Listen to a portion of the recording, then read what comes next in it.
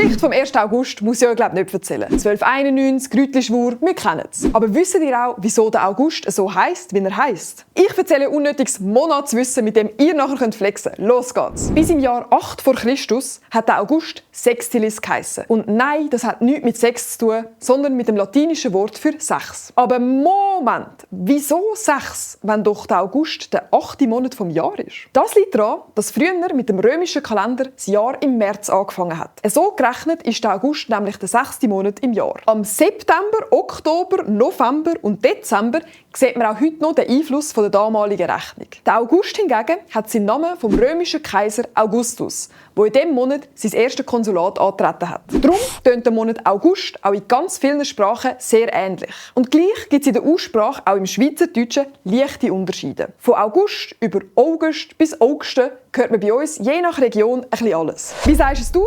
Schreib es mir in die Kommentare und mach das Plus weg für mehr Monats- und Mundartwissen.